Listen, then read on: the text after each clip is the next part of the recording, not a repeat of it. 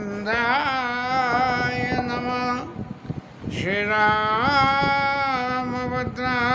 नमः। श्री सीता रामाय नमः। पार्वती मैया के कथा में नारद बाबा ने शंकर जी और पार्वती जी के मिलन को कंफर्म और प्रैक्टिकली फिजिबल कि भाई ये प्रैक्टिकली ही जब किसी के अवगुणों को गुण में बदलना हो तो क्या करना चाहिए, ऐसी स्थिति से उन्होंने हिमवंत और मेना को समझा दिया। अच्छा कही ब्रह्मा, अच्छा कही ब्रह्मा, भवन मुनि गयो। अच्छा कही ब्रह्मा, भवन मुनि गयो। आगिल चरिती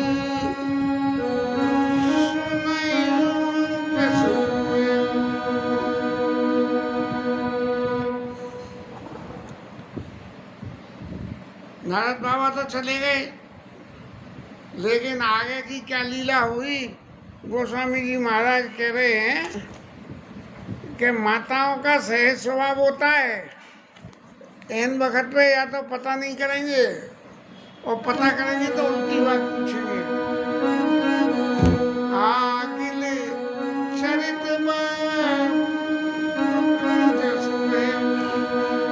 अब मैना मैया ने क्या करा कि नारद बाबा तो चले गए कि सुन ली, लेकिन सुनने में मतलब की बात नहीं सुनी कि उन्होंने कहा कि इनके लिए शंकर जी सबसे ज्यादा उपयुक्त पति हैं। पति कांत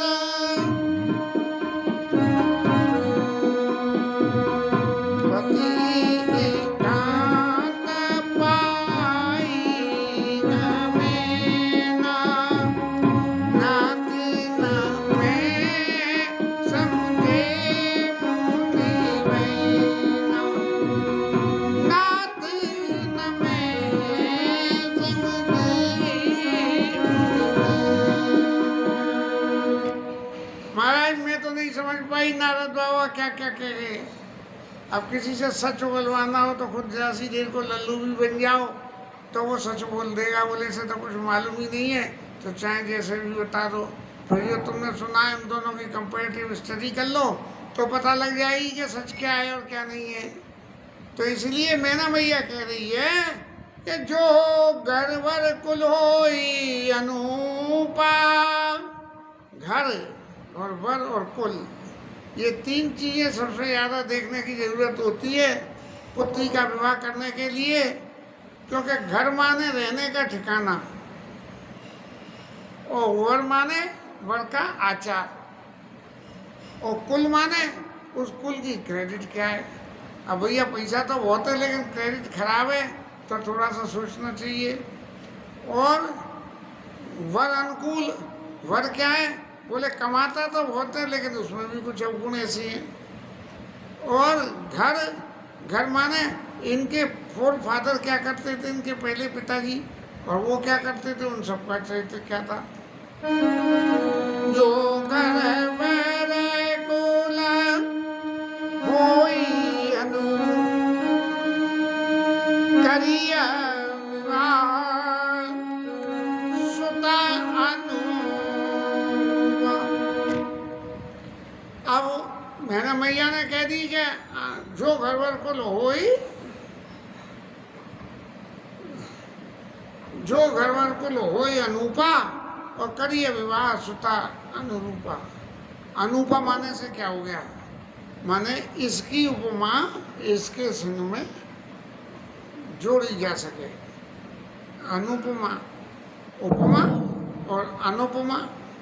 उपमा माने जिसकी मिलान करी जा सके, जो है रिजेंबलिंग है, और अनुपमा माने जिसका मिलान किया जा सके।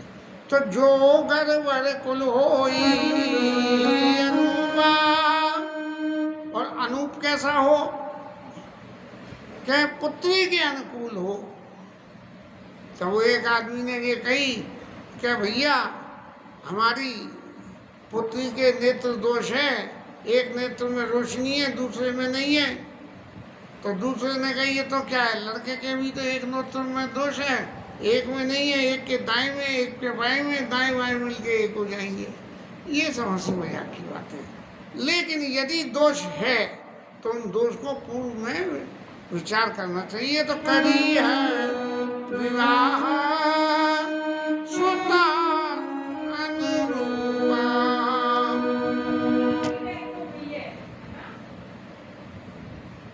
करिया विवाह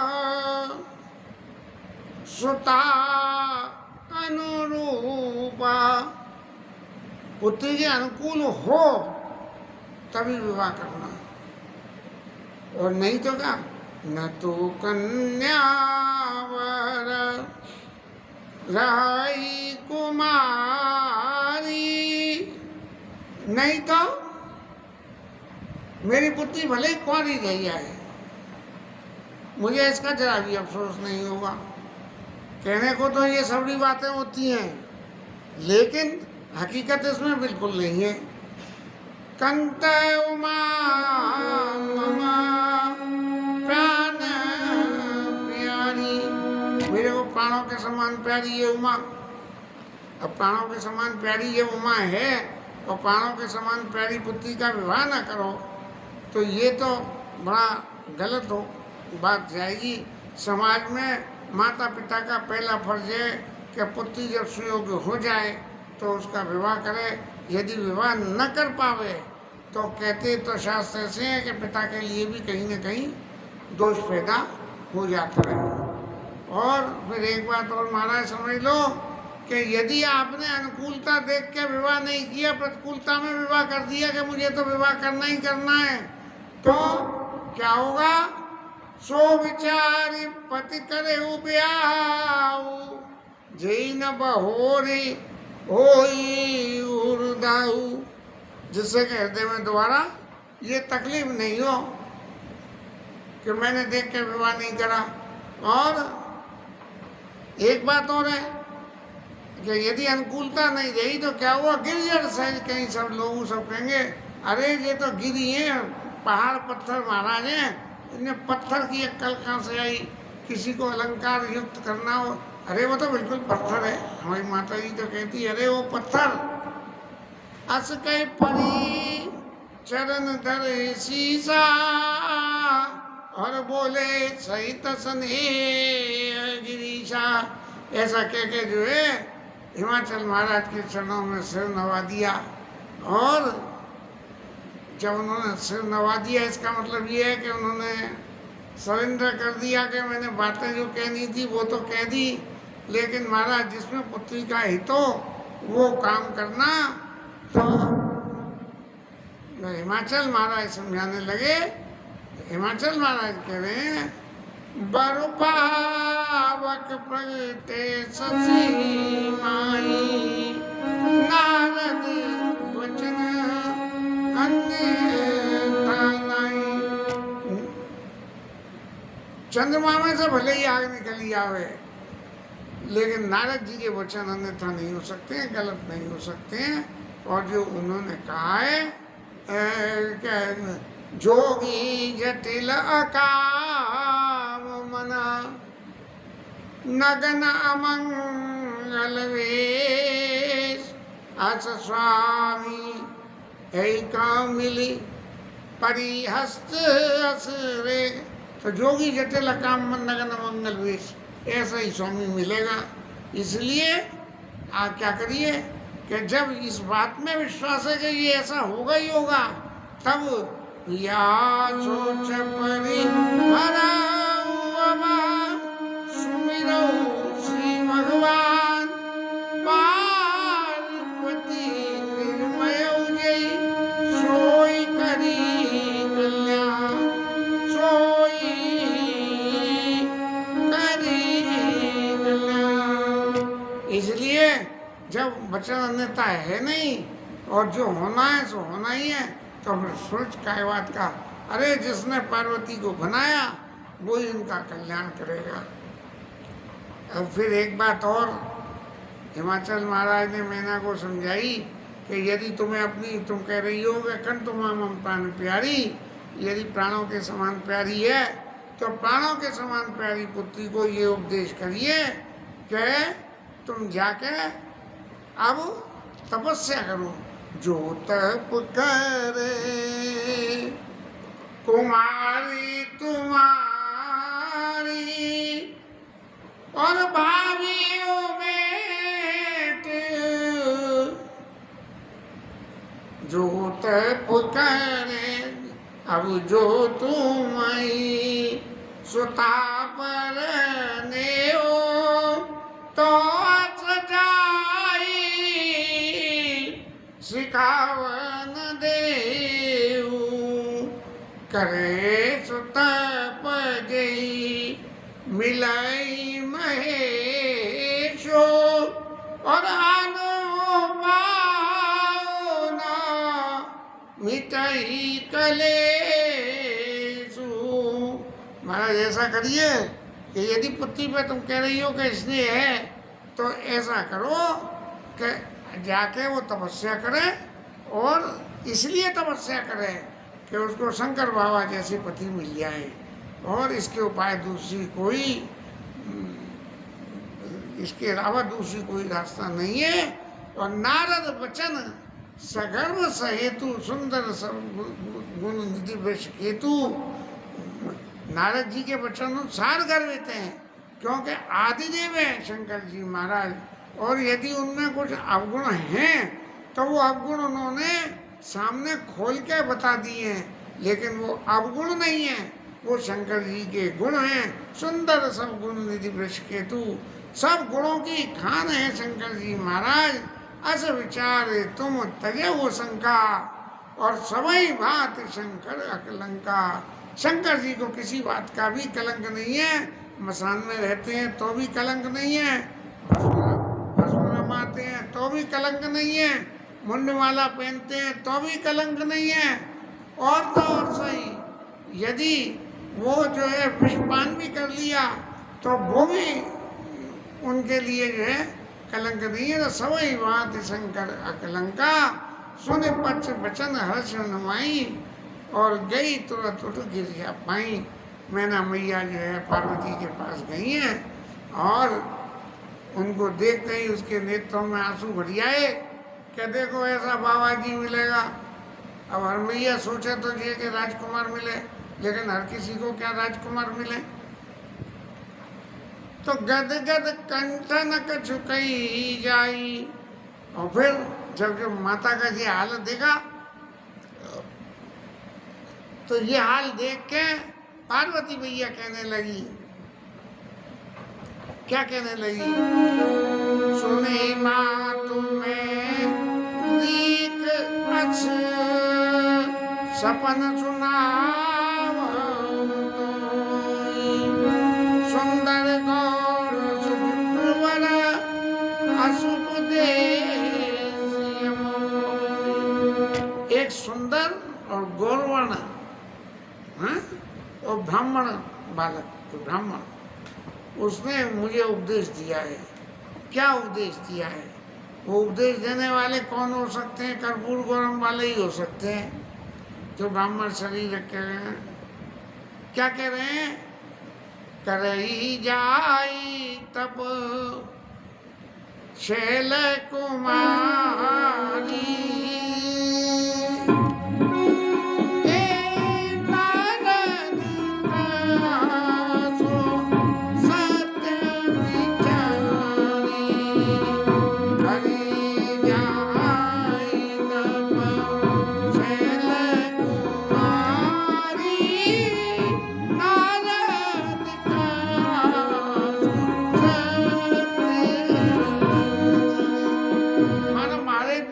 में ब्राह्मण स्वरूप धर के ये कह रहे हैं कि नारद जी ने कही है उन बातों को मान के, और आप जाके सत्य मान के और आप तप करिए और फिर तप के प्रभाव को व्याख्या करते हुए तप बल रचई पर पंच विधाता, तप के बल पे जो है विधाता एक संसार के प्रपंच को बनाता है। और तप बल विष्णु भय जगत्राता, सारे संसार को विष्णु बाबा भी तपस्या से पालते हैं। और तपबल शंभु करई संहारा, ये वही तप है जिसकी वजह से शंकर जी महाराज सबको गति देते हैं। और तपबल शेष धरई मई भारा, और शेष महाराज भी तपस्या के बल पे इस पृथ्वी को अपने सिर पे धारण किए हुए हैं। तप आधार सब सृष्टि बवानी, और करी जाई तप अस जिय जानी। ये संसार का सारा आधार तप है। तप माने और बातें ये साहित्य जगत या कहो वेदों की बातों को छोड़े, तप माने तपना। और तपना माने कोई भी चीज यदि तपाई जाती है तो तपने से उसमें निखार आ जाता है और शुद्धि हो जाती है। कागज में स्याही से लिखा हुआ हो और उस कागज को जला दो, तपा दो, तो क्या हुआ, स्याही जल जाएगी और कागज का अपना अंश रह जाएगा। सोने को जमा दो, जला दो तो चमक आ जाए, चांदी को जला दो तो चमक आ जाए। और स्टील पे भी यदि कचरा रगड़ा लगा दो तपाने का तो उसमें भी चमक आ जाती है। और तो और सही, इंसान के क्षेत्र में भी यदि तप का रगड़ा लगा दो तो उसके क्षेत्र में भी निखार आ जाता है। इसलिए कर तप आधार सब सृष्टि भवानी, हर करे जाई तप अस जिय जानी।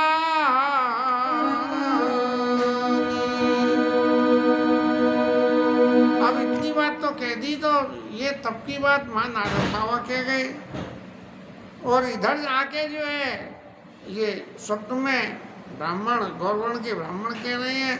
इन बातों को सुन के मैना मैया तो बड़ी विस्मित हो गई और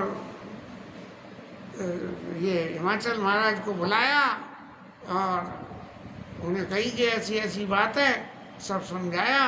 और पिताजी को समझा के अपने प्रिय परिवार पिता माता भय विकल मुख आवनवाता, सब ऐसे विकल हो गए कि किसी के मुंह में से बात भी न निकले। क्या पार्वती मैया जो कह रही है उस बात को मान लो। क्यों? क्या जीवन में जो है जब अपनी कोई चीज़ पान नहीं खाए तो सरेंद्र करने में ही फायदा है। इसलिए तभी वेद शिरा मुनि आए और उन्होंने शंकर जी और सती मैया की सारी कथा को इनको सुनाया। और सुनाने के बाद ये कहा, वेद शिरा मुनि आई तो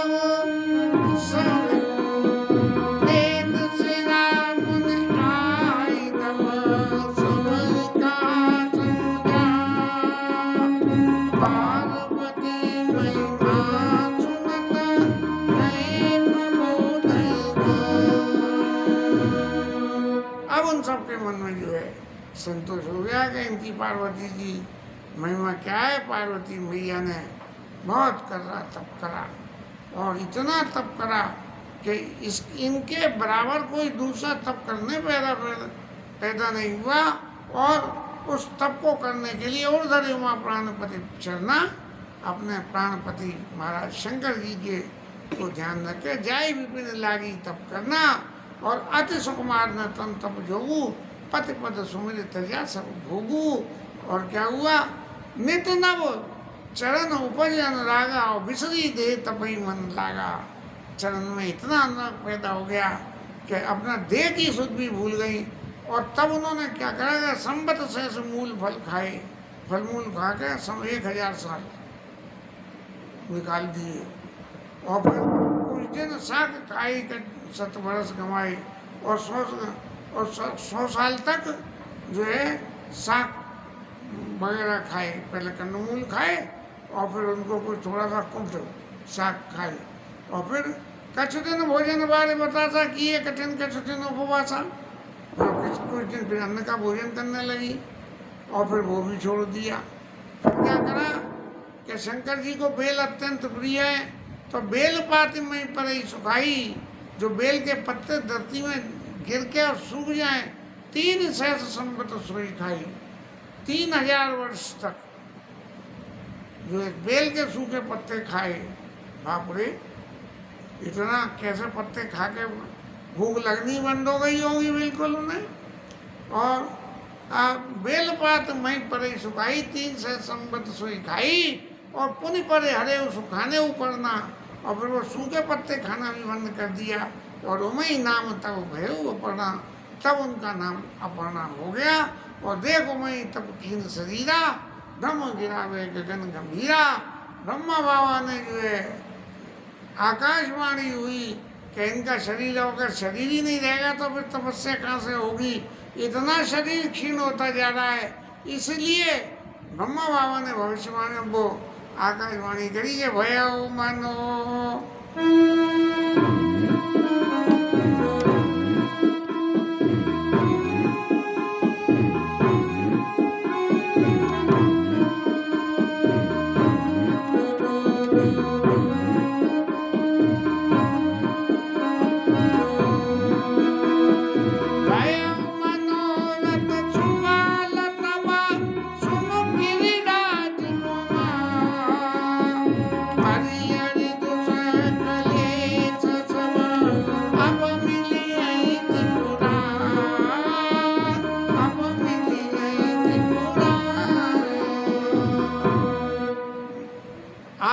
तब किया है, अब आप बेफिक्र हो जाओ, आपको जो है शंकर जी महाराज मिलेंगे।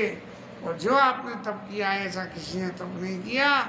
और ये ब्रह्मवाणी आकाशवाणी को आप सुन के और सदा सत्य सदा संतत सूचि जानी, ये जो ब्रह्मवाणी है ये सदा सत्य है और पवित्र है, इसलिए इसको आप पवित्र समझ के ब्रह्म मत रखना कि नारद बाबा ने कही के किसी कोई कुछ भी कहे, किसी की बात से मत देखना। अब मिले हैं त्रिपुरार और आपके पिताजी बुलाने आवे आपको तो घर चली जाना। और एक बात और है कि जो वाणी हुई है कि आपको शंकर जी मिलेंगे, इसकी सत्यता की जांच कैसे हो, इसका विश्वास दिलाने के लिए आपको एक बात बताते हैं कि जब आपको सप्त ऋषि लोग जब आपसे मिलने आएंगे और वो जब आवे तो आप समझ लेना, यदि वो आ गए तो इसका मतलब जो ब्रह्मवाणी हुई है वो सत्य है और शंकर जी मिल जाएंगे। और यदि वो नहीं आवे तब मन में संशय करना, लेकिन ऐसा संभव नहीं है। मिले ही तुम्हें जब सप्तऋषा जाने तब प्रमाण बागीसा, ऐसा करके और सुनत गिरा विधि गगन मखानी, पुलक गात गिरिजा हर्षानी। पार्वती मैया तो खुशी खुशी हो गई और फिर उमा चरित सुंदर में बासा, अब जो चुनाऊं जो बीच राखा, अब जो चुनाऊं जो बीच राखा। ये पार्वती मैया का चरित्र तो मैंने सुना दिया, लेकिन अब ये शंकर जी महाराज का चरित्र जो बीच में मैं छोड़ के फलांग के चला आया, उनका महाराज भी सुन लो। क्यों कि पति पत्नी का संबंध तो तभी बनता है जब लक्षण दोनों तरफ के उग के आते हैं मिलन के। एक तरफ के लक्षण उग के आए तो संबंध की बात चले और बात खत्म हो जाती है। फिर दोबारा दोनों तरफ के हुए तो वो ये संबंध पहले रिजेक्ट हो गया था वो फिर दोबारा हो जाता है। अब शंकर जी महाराज का क्या हुआ कि सती मैया तो चली गई और छोड़ के और अकेले रह गए महाराज, लेकिन भगवान राम के प्रत्यक्ष नेत्रों से दर्शन करे सती मैया। उनके इस भाग्य की सराहना को मन में करते करते शंकर जी महाराज के मन में अत्यंत वैराग्य हो गया। बोले देखो मेरी मजबूरी देखो कैसे मैंने जिस पत्नी ने प्रत्यक्ष नेत्रों से राम जी के दर्शन करे मैंने उसे ही छोड़ दिया। और जब ही सदा रघुनायक नामा और जहाँ तो सुनई राम गुण गामा। अब तो बस एक ही बात रह गई कि सीता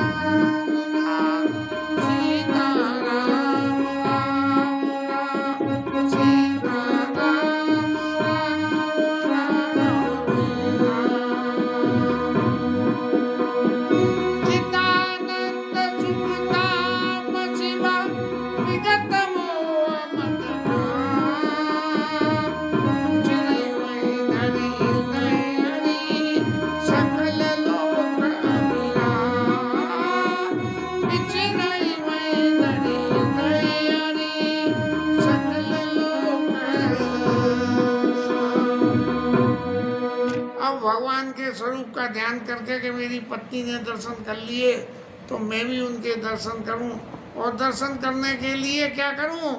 क्या वैसे तो कैलाश में रहते थे, पहाड़ पर्वत पे वहाँ बैठ के भजन करते थे, लेकिन अब उन्होंने अपना ट्रेंड बदल लिया, और ट्रेंड बदल के उन्होंने क्या करा कि बिछनई मई इस पृथ्वी पे बाबा जी भेल बना के और जो है घूम रहे हैं, और सीताराम सीताराम सीताराम का जाप कर रहे हैं। ये शंकर जी महाराज की लीला आगे कल चलेगी, और तब तक के लिए कथा विश्राम, हरि नाम कीर्तन, और उसके बाद आगे